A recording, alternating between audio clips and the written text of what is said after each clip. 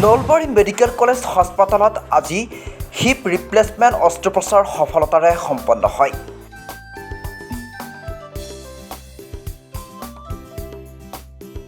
এই সম্পৰ্কত মুখ্যমন্ত্ৰী ডক্টৰ হিমন্ত বিশ্ব শৰ্মাই ছ'চিয়েল মিডিয়াত কৰিলে বিশেষ পোষ্ট।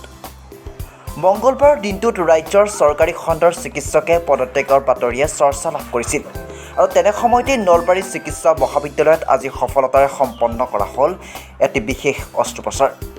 চিকিৎসা মহাবিদ্যালয়খনত প্ৰথমটো হিপ ৰিপ্লেচমেণ্ট সফলতাৰে সম্পন্ন কৰা হয়। নলবাৰীৰ নাৰপাৰাৰ জামিলা বিবি নামৰ 50 বছৰীয়া মহিলাগৰাকীক কৰা হয় এই অস্ত্ৰোপচাৰ। এই অস্ত্ৰোপচাৰ কৰিছিল ডাক্তৰ কুণল পাঠক, ডাক্তৰ বিশাল সাহা, ডাক্তৰ সুৰজ বৰা আৰু ডাক্তৰ সঞ্জয় শৰ্মাই। আৰু ইয়াৰ পাছতেই ৰাজ্যৰ মুখ্যমন্ত্ৰীয়ে নিজৰ এক্স হেণ্ডেলযোগে এই বাৰ্তা প্ৰেৰণ কৰে।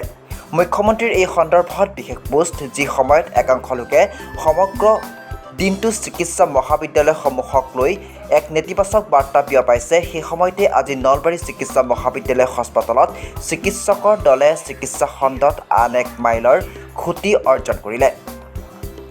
অস্থি ৰোগৰ বিশেষজ্ঞৰ দলে নলবাৰী চিকিৎসা মহাবিদ্যালয় হাস্পাতালত প্ৰথম হিপ ৰিপ্লেচমেণ্ট সফলতাৰে সম্পন্ন কৰিছে আৰু এয়া এক গৌৰৱৰ মুহূৰ্ত। চিকিৎসক আৰু চিকিৎসা কৰ্মীকো জনালে এই পোষ্টৰ জৰিয়তে অভিনন্দন। আনহাতে ইয়াৰ পাছতেই নলবাৰী চিকিৎসা মহাবিদ্যালয় হাস্পাতালৰ অধ্যক্ষ ডাক্তৰ বাবুল কুমাৰ বেজবৰুৱাই প্ৰতিক্ৰিয়া ব্যক্ত কৰে। আপোনালোকক এগৰাকী মহিলা, তেখেতৰ নাম জামিলা বিবি, 50 বছৰ বয়স। তেওঁৰ লেফ্ট ছাইডৰ মানে হিপ যিটো বুলি কয়, হিপ ফ্ৰেকচাৰ আছিলে। তাৰমানে আটাইতকৈ যিডাল ডাঙৰ বোন, দীঘল হাড়, সেই দীঘল হাড়ৰ ওপৰত এটা এনেকুৱা টেমুনা এটা থাকে, টুপি টাইপৰ এটা থাকে, সেইটো ফ্ৰেকচাৰ হৈছে। সেইটো ফ্ৰেকচাৰ হ'লে জেনেৰেলি মানে আইদাৰ ৰিপ্লেচমেণ্ট কৰিব লাগিব, নতুবা বেলেগ ব্যৱস্থা কৰিব লাগিব, অপাৰেশ্যন কৰিব। গতিকে এইটো যিটো দেখা গ'ল যে এইটো পেচেণ্ট যদি ৰিপ্লেচমেণ্ট কৰা নাযায় চিৰকালৰ কাৰণে হয়তো পংগু হ'ব পাৰে। সেইকাৰণে আমাৰ যিটো য়ং টীম, তেওঁলোকে আমাৰ লগত কথা পাতিলে আৰু ইতিমধ্যে আমিও আমাৰ ফালৰ পৰা গ্ৰীণ ছিগনেল দিলোঁ। দিয়াৰ পিছত তেওঁলোকে ধুনীয়াকৈ অপাৰেশ্যনটো কৰিলে। প্ৰায় 1 ঘণ্টা 15 মিনিট সময় অপাৰেশ্যনটো কৰি পেচেণ্টটো সুস্থ কৰি তুলিছে। আজি তেখেতক পেচেণ্টটো বহিব দিছে, কাইলৈকৈ খোজকাঢ়িব দিব। হয়তো এসপ্তাহমানৰ ভিতৰত আমি ডিছচাৰ্জৰ ব্যৱস্থাও কৰিব পাৰিম। চিকিৎসকে আজি নেতিবাচক এটা আৰু এই সম্পৰ্কত মুখ্যমন্ত্ৰী হিমন্ত বিশ্ব শৰ্মাই চেণ্ডেলযোগে শুভেচ্ছা জনাইছে। এই সম্পৰ্কে আপোনাৰ প্ৰতিক্ৰিয়া?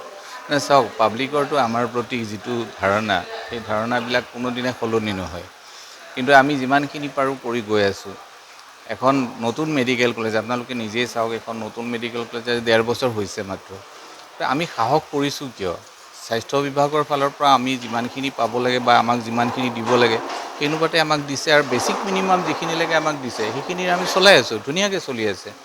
ডেইলি আমাৰ 600-700 OPD হয়, ডেইলি 60ৰ পৰা 70জন এডমিশ্যন হয়, তাৰপিছত ডেলিভাৰী হয়। গোটেইবিলাক ধুনীয়াকৈ চলি আছে, কোনো ধৰণৰ প্ৰব্লেম নাই। আৰু আগবাঢ়ি গৈ আছোঁ। ইতিমধ্যে আমি এইমছৰ লগত মেমৰেণ্ডামৰ আণ্ডাৰষ্টেণ্ডিং কৰিব গৈ আছোঁ।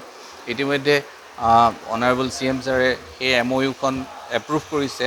কৰাৰ পিছত আমি হয়তো নেক্সট উইকৰ ভিতৰত তেওঁলোকৰ লগত MOUখন চাইন কৰিম, য'ত থাকিব মানে কি ছুপাৰ স্পেচিয়েলিটি আমি শ্বেয়াৰিং কৰিব পাৰিম তেওঁলোকৰ লগত। ছুপাৰ স্পেচিয়েলিটি যেনেকৈ নিউৰ'লজি, নেফ্ৰলজি, তাৰপিছত ইউৰ'লজি, কাৰ্ডিঅ'লজি, এই ব্ৰাঞ্চকেইটাৰ আমি তেওঁলোকৰ লগত কোঅৰ্ডিনেশ্যন কৰি তেওঁলোকৰ ডক্টৰ ইয়াতে আহিব, পেচেণ্ট চাব। তাৰপিছত আকৌ ৰিচাৰ্চৰ ক্ষেত্ৰতো তেওঁলোকৰ লগত কোঅৰ্ডিনেশ্যন কৰিম। গোটেইখিনি আমি কৰি গৈ আছোঁ। গোটেই 1.5 বছৰৰ ভিতৰত নলবাৰী চিকিৎসা মহাবিদ্যালয়ে যিখিনি কৰিছে সেইখিনি হয়তো মোৰ বোধেৰে কোনো নতুন মেডিকেল কলেজে কৰিব পৰা নাই। আৰু এইটো একমাত্ৰ এইটো কাৰণতে হৈছে কি, পাব্লিকৰো আমি ছাপোৰ্ট পাইছোঁ আৰু চৰকাৰৰ ফালৰ পৰা আমাক যথেষ্টখিনি সুবিধা দিছে, কাম চলাই যাব।